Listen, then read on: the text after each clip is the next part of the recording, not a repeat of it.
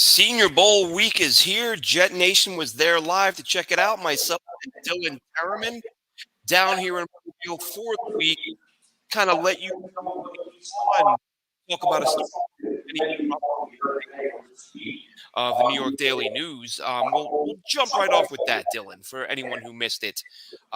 Rich Samidi saying that Joe Douglas, the talk in scouting circles, is that Joe Douglas is very high on Talise Fuaga, who did a fantastic job today.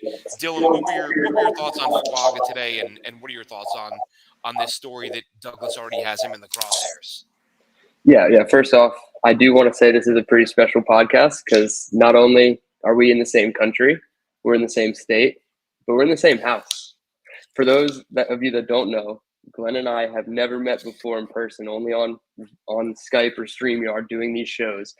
So now he's just one room over there, and this has been a blast so far. But yeah, as far as the report with Tuis Fuaga, I mean, did Joe Douglas just wake up and realize that Tuis Fuaga is a good player? Because I feel like Jets fans have been saying that for many, many weeks now. So yeah, I love to hear it that he is targeting Tuis Fuaga. Obviously, I don't know if this is an actual true report by Rich Cimini or not. We would love to believe it if you like Tuis Fuaga, but yeah, he dominated today. There was the rep going viral against Latu from UCLA, and he kind of dumped him into the dirt. So, but he had his reps, you know.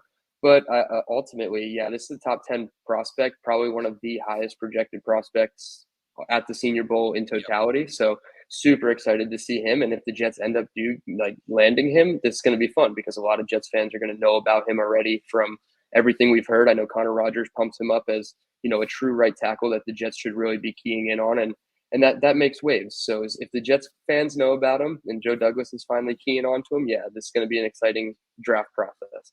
Well, I think that's what Samini was saying, was that it was actually months ago that Douglas started keying on him, and now it's sort of as the draft is nearing and his name is gaining momentum. You know me. I'm a Bowers guy. I want Bowers, but if you're going to take a tackle, you, you love the idea of taking a guy who has the versatility to play both spots. Fuaga doesn't have that.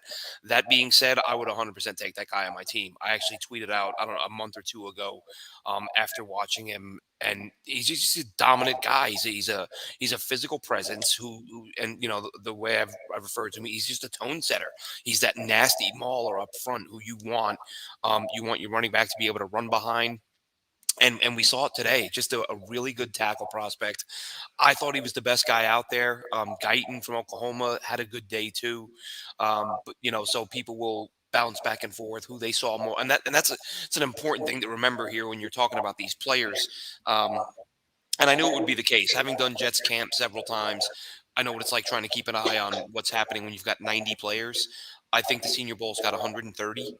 So there, you are going to miss way more than you are going to see, even with Dylan and I splitting up into different sides of the field to get as much content as possible. But we'll start with that. The national team practice first. Jeff Ulbricht's group. Um, I'll go through my notes, and then and Dylan can go through his. There may be some repetition because there were times we were together and did see certain things that we agreed on, and then we split when the teams split and things like that. And I know fans don't care about defensive players; they only want to hear about offense. But I'm just going to tell you what we saw, and I apologize if a defensive player had a good day, but we're going to tell you about it. So. And that is where we will start, because the first guy of the day, Dylan, and I think we both commented on it simultaneously, was Gabe Hall out of Baylor, the defensive lineman. Of all the guys, hitting the pads, like, he was the dude that you heard the pop and you heard it echo through the stadium. Just really, really powerful, heavy hands, and that was just when they were hitting the pads. Then when they went to the goal line stuff, the one on ones, that he was unblockable. I think he won every rep, and we saw a variety of moves. We saw arm over, we saw swim. So Gabe Hall, really, to me, the most disruptive defensive player of the day, consistently the most disruptive defensive player of the day. Again, Talise Fuaga, we mentioned, and as Dylan said, there's a couple viral clips of him going around. Johnny Dixon had a rough day, a rough stretch. Dylan, you were watching that more closely. I saw it from afar. I happened to look over when he got flagged, and you said he got flagged 3 plays in a row. Um, trying to, was that against Rice? Was that against Yeah. So basically the breakdown for today: Glenn watched O line, D line majority. I watched wide receiver, DB majority. Tomorrow we're going to try to flip and then see what kind of notes we come up with. But yeah, the first thing that stuck out to me was that Johnny Dixon, Penn State cornerback, went up against Brendan Rice, obviously son of Jerry Rice, 3 separate times in the one-on-one drills. 3 times resulted in a penalty, and still 3 times Brendan Rice came down with the pass. So just super, super excited to see that matchup. Obviously, I wasn't really keen on Dixon coming into the process, but I've been studying Brendan Rice because wide receiver is one of those positions that the Jets absolutely need. So that was a good matchup. There's a couple other guys in the wide receiver group that stuck out to me. And I think the one guy that you've brought to my attention the most is Luke McCaffrey. he had a day? He is special. Run game, pass game. I know we were joking, like if we were able to get him on the field for the interview, if he emulates his dad or his brother more with his skills. But Yeah. it was evident that he was showing some Ed McCaffrey run blocking 20 yards down the field on like an outside zone run, and he just carried his corner all the way, into the middle of the field, blew him up out of the play. So tons of wide receivers. He also did the return drills. I thought that was pretty important to note is what wide receivers and running backs are doing the return drills as well, because that's just versatility, more things that you can add to his plate at the NFL level. So you had McCaffrey, you had Malachi Corley from Western Kentucky, Jacob Cowling from Arizona. Um, And what did you think of Leggett? Someone in the chat is asking about Leggett. I happen to notice Somebody's him. asking about Leggett. Oh Yeah. yeah. So that was How American we doing, Wild practice. Wave? So that was the second practice of the day. He had a good extension catch on the sideline. I forget who he was going up against one-on-one. It was a 7-on-7 drill, but it was a man rep. He was out on the sideline. He made really good extension. I think the ref called him out of bounds by like half a foot or whatever it was. So he flashed to me, but he's also a player that flashed when you put him up on film and you watch him, because although South Carolina had him listed at 6'3", he came in at like 6'1", almost 6'1 and a half. Yeah. Still explosive, still a very strong, powerful player. Won a bunch of times down the field. I know the quarterbacks weren't always accurate when it was his rep one-on-one, but he got the better of the DBs for the majority of the American practice today. Yeah, and just to throw out a couple other guys from the national that stood out to me. Theo Johnson, tight end from Penn State, made some big plays. Had a nice play one-on-one, sort of a ball that floated a little bit high, and he went up, elevated, got it, fingertip grab with a defender in the area. Nice job by him. AJ Barner is a guy I said I was looking forward to watching. Didn't see much of him today, unfortunately. I I think his ability his game as a blocker is, there's no questions there. It's his ability to separate and make plays in the passing game, and hopefully see a little bit more of that tomorrow. Cole Bishop from Utah, flash for me, the safety guy. Honestly, I've not watched much of before today, and he probably 3 or 4 times I found myself saying, "Who's number 8? Who's number 8?" And I looked him up, and I recognized the name, and I thought he's a player I've not watched enough of, but I thought he looked really good today. Luke McCaffrey, you mentioned, really nice fingertip grab over the middle. The downfield blocking, you just expect to see it. That DNA, right? That was one of the things his father was so well known for. Even with all the 1,000-yard seasons and the productions, one of the reasons those Denver teams were such good running teams and they broke so many big runs with Rod Smith and Ed McCaffrey, both those guys blocking guys down the field. So not really a surprise to see Luke McCaffrey kind of following in his father's footstep. Rasheen Ali had himself a really good day. Mm-hmm. Saw him make plays as a runner, as a receiver. Had a great double move as a receiver. Kind of left it, embarrassed the corner, left him a good 5-10 yards behind him, and made a catch on a deep ball. And Roman Wilson, I think, had the deepest catch of the day on a deep pass down the middle, like right down the middle of the field up the seam, and he hauled that in. He easily got behind the defense. Really, just a sort of tough as nails receiver. If you watch him at Michigan, he took some monster hits and hung in there. Always popped back up, got back to the huddle, and just a playmaker who projects as a good slot at the next level. And I think Isaiah Adams, a guy that I was looking forward to watching. I saw him in the one-on-ones, and he did a really nice job there. Yeah, I was going to say Isaiah Adams did stick out to me right at the end. I think it was individual drills. And same thing as like Gabe Hall. I felt like you hear the pop in the pads when he was, coming up out of his stance. We do have a question here from Joe. Bo Nix's arm strength is top tier. Did you notice? I'll be honest, I didn't really notice too many of the quarterbacks. They weren't making spectacular It was plays. it was so many check downs and Yeah, so a much lot of the short seven on stuff. sevens were checkdowns to the running backs. They weren't really stretching the field, throwing outside the numbers too Nobody much. was. Yeah, it was a lot of short passing, so nobody really stuck out from that perspective. But Bo Nix did speak this morning at the introductory press conference with Jim Nagy, as well as Chris Aswell, I believe, from Alabama. If I'm Braswell. saying that, Raswell. So those two spoke, and you gained a lot from hearing Bo speak. I think it shows that he played in the college ranks for quite a few years. His maturity is up there, but no, I don't think anybody stood out from a performance standpoint at the quarterback position to me. Yeah, apologize for the echo. I think I'm in a bigger room and we're getting a little echo, and Jimmy just commented on that. So maybe if hmm I lower my voice, that'll help and not be such a loud, obnoxious New Yorker.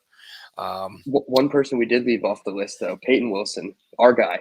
Glenn's guy yes. for sure, but now he's our guy. Yeah. We ended up getting a couple questions with him after the first practice, but his just diagnosing of plays, his speed, his reaction time, his just everything was night and day compared to most of the linebackers standing next to him. So Peyton Wilson, I mean, I don't know how people have linebacker ranked currently, but if he's number one off the board at the linebacker position, as far as stacked linebacker, not 3-4 linebacker outside, I think Peyton Wilson wouldn't be a surprise to be the first one off.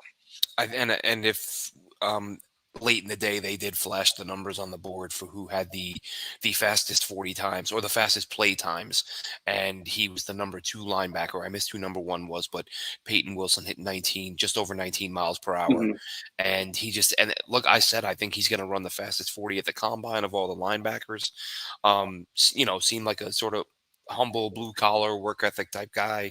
And speaking to him, we talked to him about you asked him about his, how he'd mentioned Luke Kuechly as someone he liked to model his game after.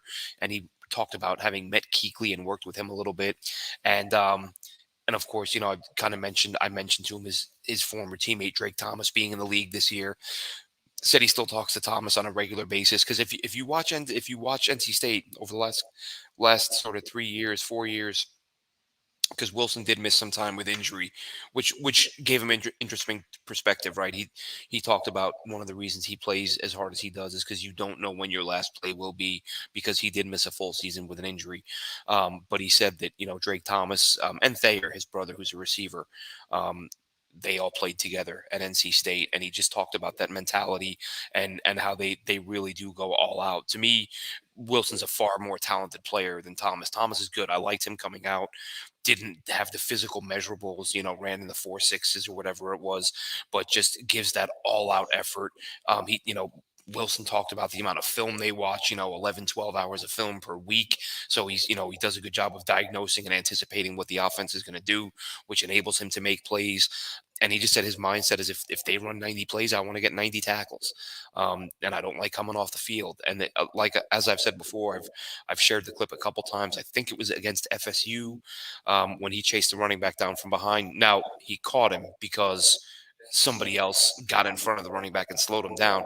But just watching him run stride for stride and even a little faster than the running back for a good 50, 60-yard stretch, Peyton Wilson is absolutely gives everything he's got, and the physical traits are there. So I've been a big fan for a couple years. Nice to talk to him today. And he's a guy I think could also be a monster on specials if a team wants to put him in that spot.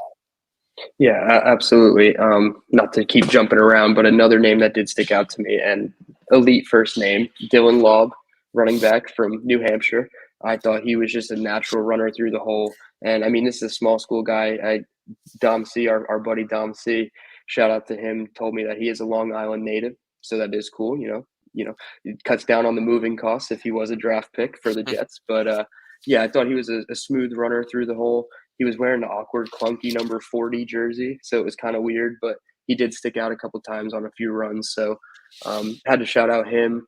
Marshawn Lloyd, another running back who I mentioned a couple weeks ago on the USC, yeah. show.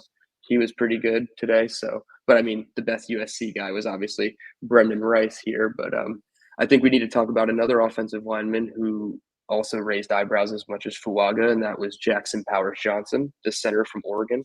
Yeah. Um, I know there's a lot of talk about what do we do with Tippmann, and obviously we know he's one of our best five, but is he going to be our center or is he going to be our left or right guard? And I think if you were to get a guy like Jackson Powers Johnson, you could totally make Tippmann your guard moving forward. So I liked what I saw from him, and just having him and Fuaga at the same practice at the same time was really exciting for the people in the stands. Yeah, it was. There were some offensive linemen, especially. I felt like the American team, the second practice, I thought they were an even stronger group. The D linemen weren't winning a lot of reps, and there were some good D linemen in that group. Mhm. You had McKinley Jackson, you had Tavondre Sweat. There were some good D linemen, and those guys did win some reps. Sweat and Jet. They didn't get shut out, but the O line, we talked about how those drills really do favor the defensive guys because they get to dictate where the action goes. The offensive lineman has to react to it, but they did a phenomenal job up front. Um, you want to kick off with your notes on the American side, Dylan, and then I'll do it, and then I'll do the American. Yeah, sure. Give me 1 second. If you 'Cause want, I can jump off with the American stuff. And No, you're fine. I just wanted to mute some of these spam comments in our live chat here. Yeah, so this I had more notes on quarterback. I thought Joe Milton did pretty well. He was a little bit more decisive than the other quarterbacks, getting the ball out of his hands pretty quickly. Um, Rattler, he had a pick in the 11 on 11 period to end mm, practice, which was pretty ugly.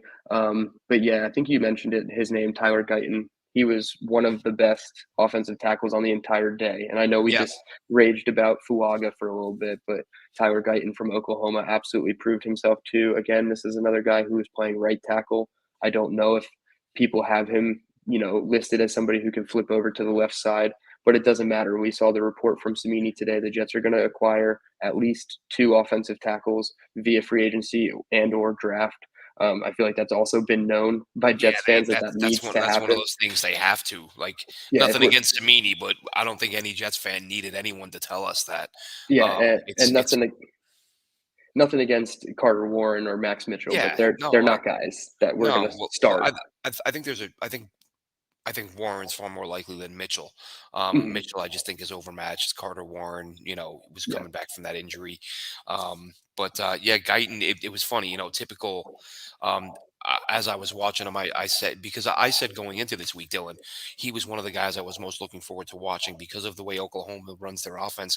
You just don't see him have to sustain blocks. Like I wanted to see him one on one and having to hold a guy off for 3+ seconds. And he did it. He had several reps in a row where he just dominated. And then as soon as I commented on it, he got smoked on a spin move where he was literally doing the like looking around like where'd that guy go? So not a perfect day for Guyton, but I was happy with what I saw because I was hoping that there'd be another tackle on the board for the Jets should they look to trade down. Um, which I don't know that they will. I don't think it would be a bad idea, but you want as many quality tackles as possible to choose from if you're going to move down to the teens or the 20s. yeah, and I think that was a question here from the Highlander Prime. If there isn't a can't miss O line player at 10, do you guys think the Jets should trade back for extra picks? And I mean, obviously, it depends on what their board looks like, but if they don't see a guy fit for the 10th overall pick, they might move back. But then again, if you move back to like 15, hoping to still get one of these offensive linemen, like hypothetically, say you're targeting Troy Fontenot, a guy who pulled out a Senior Bowl, but he's listed more as a guard that could play tackle. If you were targeting him at 15 and you move back from 10 to 15, and then he gets taken at 14, you're going to look stupid, and you might as well have just taken the guy at 10 anyway. So you kind of play. Don't try to get too cute with it, I guess you could say. But yeah, if there's an offensive lineman at 10, I mean, don't move. Just take the guy with, and hopefully you have conviction in him. Another offensive tackle, though, that I wanted to highlight was Patrick Paul from Houston.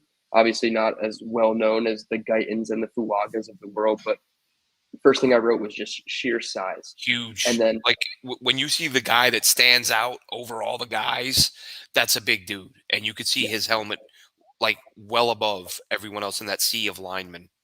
yeah, and I'm not saying he's the next Dewan Jones, but that's the type of vibe you got from Dewan Jones last year at Senior Bowl. Was he came in towering over everybody, and it showed. Like obviously he's just a big physical dude, and Patrick Paul, I think obviously he's not like as physical as a DeJuan Jones, but the first rep that they had, it was just runs on air, but they had the lineman moving in space, and he was able to get out of his stance and just move into the open field super quick.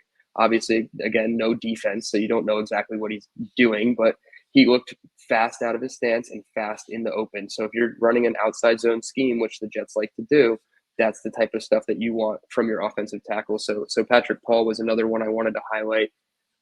Flipping over to the D line, you had McKinley Jackson, just big, just big dude, and he was wearing number 3, and he had like long windbreaker pants on too. So he really stuck out and just looked even bigger because he was wearing pants. But he was clogging up the middle for the defense on the American side. Um, like I said, I watched a lot of wide receiver DBs. So Jamari Thrash from Louisville, he had some good reps. He high pointed a pass down the field. Obviously, Lad McConkey, we know what he can do. He was routing everybody up. Hmm. He was unguardable. We have a comment saying Roman Wilson looked I unguardable, was going and to touch on yeah, that. Yeah, he was he definitely fantastic. did look unguardable for sure. Lad McConkey kind of looked the same in the American practice. Like I think he won 3 or 4 straight reps. Nobody was really able to contain him. His route running in and out of breaks was pretty smooth. And you knew when you got down to the field for player interviews, Lad McConkey was going to be swarmed by Yeah. media, and he was. You weren't able to get to him. So Lad McConkey had himself a nice day. His teammate Rosemy Jack Saint, he had a good day as well. He's obviously Georgia, and then I had one more name. Oh, Tavondre Sweat, a big guy from Texas, interior defensive lineman. We've talked about on the show for sure. I know Glenn has. So yeah, between Tavondre Sweat and McKinley Jackson in the middle for the American practice, they had some big run stuffers, some potential Al Woods replacements for the Jets if you want to look at it from that perspective. So definitely tons of guys on both sides of the ball that stuck out to me in both practices. Yeah, just taking a quick look at some of the names I wrote down here, and some of them appear multiple times, which is good. Like that, I just try to jot down who stood out, and when you start Mm-hmm. seeing a guy's name over and over again, that's obviously a good thing. A guy who I wrote several times, and we spoke to him after their practice, was Arkansas center Bo Limmer. This is a guy who can play center and guard. I watched him very early in the year, and I think because I like Ricky Stromberg last year. So Arkansas was on early in the season, and I thought, okay, let's see who's taking his place. And it was Bo Limmer, who had previous experience at guard. He then moved into center, had himself a really good year, and had himself a really good practice today. Really stood out to me.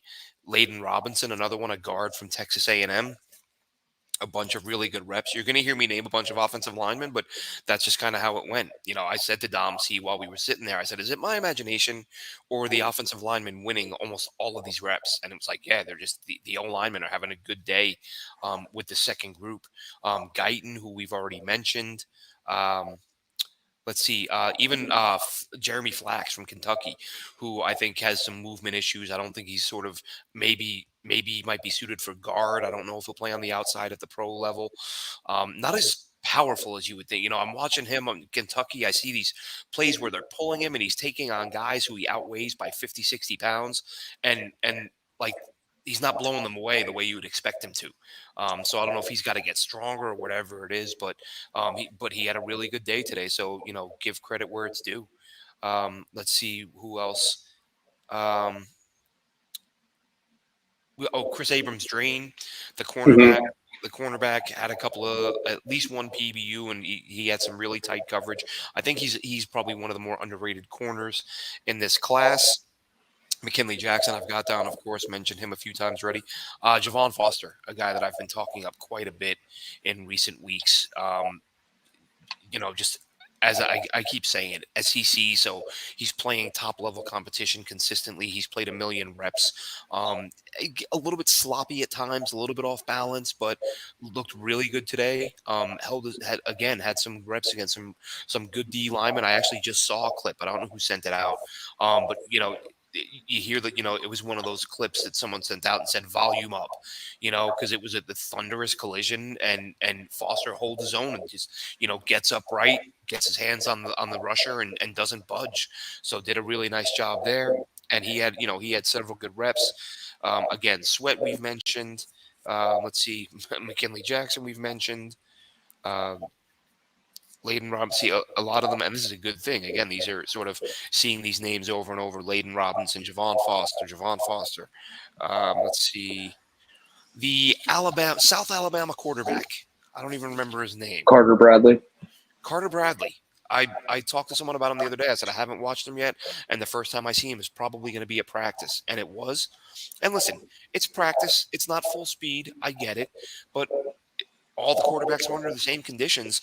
And I thought in terms of decision making, getting the ball out, um, getting the ball out quickly, he did a really good job of that. He had one or two throws where he had to really sort of almost sidearm adjusted arm angle and threw an accurate ball. So for my first exposure to him, I came away thinking, all right, maybe he's a day three UDFA type, but there's something there. Like he's processing quickly, he's acting quickly, and he's able to get rid of the ball. So that jumped out to me.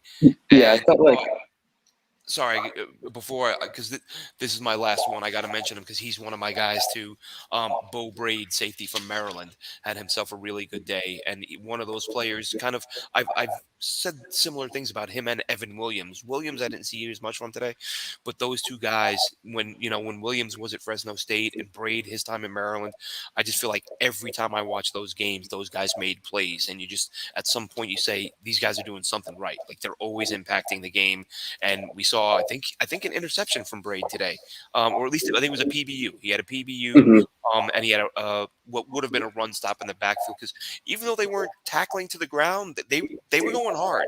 yeah, They were acting like dudes who were trying to get drafted, and the coaches were letting them. So it was great. It was a lot more physical than I anticipated. And Braid will be the last guy I mentioned who I thought did a really good job today. yeah. I think the most shouted words from coaching staffs on the field today was "stay up," because everybody was trying to tackle to the ground, and I mean, you're trying to show out. You're trying to show what you can do. So yeah, you're going to tackle these guys to the ground if you have the chance. Just touching back on the quarterbacks, specifically the American roster, you have Spencer Rattler from South Carolina, Joe Milton from Tennessee, Michael Pratt from Tulane, and then Carter Bradley, who you just mentioned, who was playing in his home field at Whitney Hancock Stadium, which might have given him a little bit of comfortability and a little bit of edge today. But I thought the name of the game was efficiency for these guys, getting the ball out quick. Like I said, it was a lot of checkdowns and a lot of sink routes, sit routes to the running backs rather, and I just thought it was an efficient practice, other than Spencer Rattler's interception in 11-on-11 period. And we've talked about it ad nauseum. You have Aaron Rodgers, you're going to get a capable veteran backup, and then your quarterback three. That should probably be a day three draft pick from this Yep. class who's a developmental guy. And I think all four of these names would fit the bill. Not saying, oh, let's go get them. Like they're great Right. players. They're going to be the Jets' future. But all these guys would fit into that bucket. Rattler, yes, he's got some maturity question marks that are going to need to be ironed out throughout this process and the combine process. But what we saw from Oklahoma, Spencer Rattler, and what we saw from South Carolina, Spencer Rattler, have been, night and day in a positive way. Joe Milton, obviously, Tennessee, I thought he looked the best. You said Carter Bradley looked the best, but I think Joe Milton probably looked the best, but that doesn't mean he's going to look the best all week. And then Michael Pratt, shout out Chris Schubert, his guy here. I didn't really get too many notes on him, but he, again, efficient, just kind of under the radar with these Hmm. guys. So maybe one of these guys is going to separate by the end of the week. Um, I think the national team is pretty far ahead in terms of talent when they have a Bo Nix, a Michael Penix, and a Sam Hartman. But I don't know. These guys to me are like in the range of what the Jets should be looking at on a day three developmental pick. I don't want to waste a pick in the first three rounds on quarterback. To me, that's just, No, especially when you don't have a that's not second, happening. it That's not going to it happen. doesn't make sense. So yeah, you're looking outside the top 100, and I think any of these guys could fit the bill with more strong performances this week. Yeah, and there will be other guys too. There are other quarterbacks, UDFA types, Mhm. who aren't here in Mobile this week, but they're at the East West Shrine, or they're just not at any All Star game, and they have to take one at some point to bring along, and I think that'll happen. A couple comments on Tipman. Bob says he wants to see Tipman stay at guard. Charles said he should Mhm. stay at center. So we're going to set up a steel cage and let those two duke it out, and whoever wins will determine where Tipman plays. Honestly, it. I'm happy the guy can play center. He can play guard. If you get a Powers Johnson or Cedric Van Pran, who I think those are the two best centers in this class, as far as I'm concerned, if you get a guy like that, just whatever the team believes is best. I would be thrilled with those with a Tipman and a Powers Johnson or a Van Pran on the same roster, and just work them, whoever those two are, work them at guard and center. May the best man win, and go from there. I love Tippmann at center, but if they feel like he's better at guard and another, the center they draft is better, whatever. Just make it happen, and bring back McGovern as an insurance policy while you're at it. Yeah, and I was just about to say, I feel like listening to you explain all of that, it kind of solidifies my opinion on where I want Tippmann to play. I want Tippmann to be a guard because, like you said, you want to bring back a McGovern, and maybe McGovern isn't your starter, but even if McGovern was your starter, you would have McGovern and then Tippmann at right or left guard. God forbid Connor McGovern gets hurt, you would obviously just slide Tippmann over and elevate a guard up to starting. But most teams don't carry a true center only backup. So if you had a guy like Tippmann you were going to play him at center no matter what happens, no matter who else is on your roster, and then you bring back a guy like McGovern, even if it is a veteran minimum deal, like he really is. I guess McGovern's not a true center, but he's much better at center. So that's kind of the catch 22 for me is you want a guy with versatility as your backup center because true center backups are few and far between. I feel like Cam Jurgens was the only one on an NFL roster for a long time, and I feel like even the Eagles felt pressured to get him reps at guard because they knew that having a true center backup isn't necessarily the most beneficial thing to build your offensive line with. Yeah, and Highlander Prime says here in the chat, and this is interesting, Dylan, because it can segue into something that a conversation you had with a former staffer at Florham Park. Mm-hmm. Um, the Jets and JD have failed terribly with QB development in the offense at large over the last 6 years. Looking past Aaron, I don't trust this Jets regime to do anything good with the developmental QB. Well, here's the thing, Highlander Prime. One, you're not wrong. They failed with the Zach Wilson situation. Dylan will elaborate on that in a second. Um, but it they're 0 for 1, basically. They drafted a quarterback. They fail. I mean, I'm not even counting James Morgan. Um, he was a bad pick, and that's when Gase was the head coach. So I imagine he had some input there. But they failed once. Like I don't think you abandon ship after a guy fails one time. You get him another shot. The Greg Knapp situation, of course, did not help. We were discussing that earlier. So there was some unfortunate circumstances. The Jets certainly could have done better. And Joe Douglas did acknowledge that. He said, yeah, maybe Zach wasn't ready. Maybe we should have brought in a veteran. So hopefully that's Joe Douglas learning on the job and being like, you know what, maybe I should not worry about a kid feeling pressured and bring someone in here to help him along. So, we'll see what happens, what the Jets do there. But Dylan, what did the conversation you had with that former staffer? Yeah, so he was an intern in Robert Sala's first season, so that would be 2021. I don't exactly want to say his role because I feel Yeah, like if I yeah, say what he did for the team, they'll try to get this guy in trouble. But he basically asked my thoughts on the Zach Wilson situation and what I thought. And when I got done saying my little bit, he looked at me and he's like, from inside the building, I think they screwed it up. Like they screwed him up. It wasn't a matter of Zach Wilson, let down the team. I genuinely think that he felt the team let him down in the fullest way. Obviously, that starts with Greg Knapp. That's a tragedy. You can't, nothing you can do there. You obviously could have hired a new old-minded coach to help Zach because Mike LaFleur wasn't going to sit there and spoon feed the offense to Zach Wilson. You needed somebody who, like a senior offensive assistant, to do that with Zach Wilson. And obviously Knapp was going to. So that was the first, red flag, so to speak, was not replacing him. But you also gave this 21-year-old kid from Provo, Utah, the keys to New York and said no competition. Like you don't have a backup behind you that's going to push you if you start messing up. And we saw like he just had full reign of the offense and he really couldn't grasp it. And I still think he struggles to this day because of a lot of things that happened in year one of his career. That's not to say that Zach Wilson would be a Pro Bowl, perennial Pro Bowl, all pro player with Greg Knapp and a veteran backup quarterback. I still think his mental processing and the speed at which he plays from the pocket and his pocket awareness in general is going to prohibit him from being anything good long term. But to hear somebody inside or who was inside the building tell me just without me asking his opinion, say I think that they screwed him up, it's kind of tough. You don't really like hearing that from your team because you want to believe that the team did everything they could for every single player on the team. But as we've known throughout the years, that's not always the case, and the team does have a lot of, things to be blamed for. And I think, no, I'm not a Zach Wilson apologist, and I don't like Zach Wilson really at all, and I've made that quite clear. But it's pretty obvious when you look at the timeline of things that they could have done a lot better with Zach Wilson. So it was interesting to hear him say that. You also had a conversation with an NFL person, not with the Jets, but about a former Jet. So what was your experience like with that guy? Yeah, just a brief chat with an NFL executive, and he was talking about how, when I told him I was with JetNation, we started throwing around names, and he mentioned having been getting ready to play Cleveland and scouting. I asked him what his thoughts were on Elijah Moore, which it's funny. It's funny.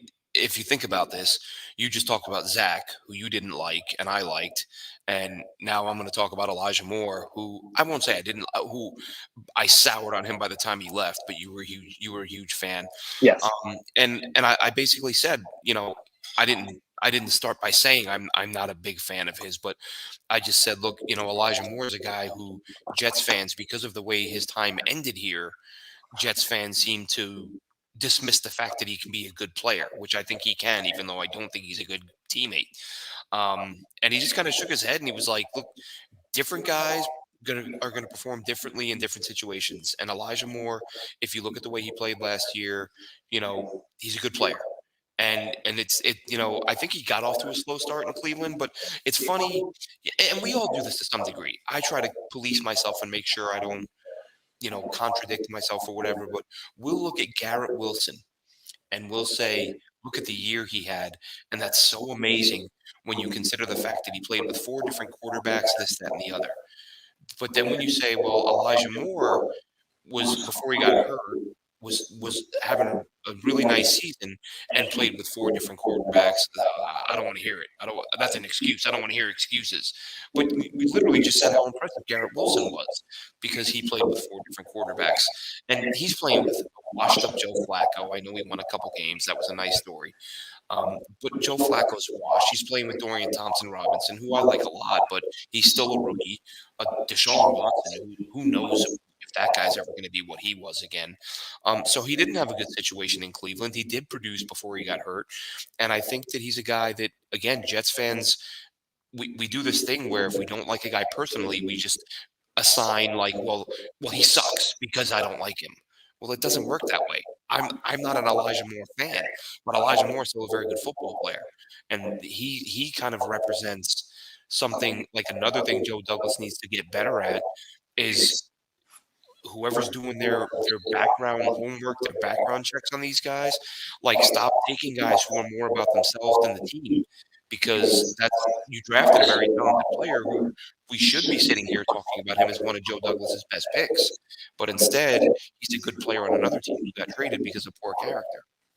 Yeah, I think Elijah Moore is like the quintessential talent isn't everything when you're in your draft evaluation. And when you're guys like you and I and we're watching the all 22 and whatever public interviews are available from Elijah Moore or any other player, you only have limited information. You don't get to sit down with these guys and find out the character flaws in each of these individuals. So it is pretty interesting to hear Elijah Moore, you know, and how he's viewed by some of the Jets, fan base, because yeah, he's a super talented player, but like when you're in the locker room and you're causing these problems, it's a tough call. But for Salah to call somebody an old soul and then just trade him away in like a year and a half. Obviously, Salah directly didn't trade him, but you could tell the way that Salah spoke about him. He liked him as a talent.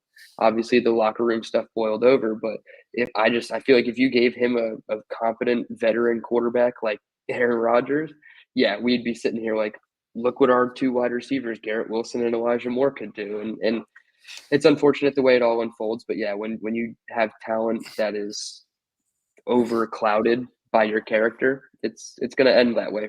And the wide receiver position is very volatile that way. So, Yep, and another Jets case of what could have been. yeah, But more from Mobile tomorrow, folks. Thanks for tuning in. Thanks for checking us out. Have a good one, Jets fans.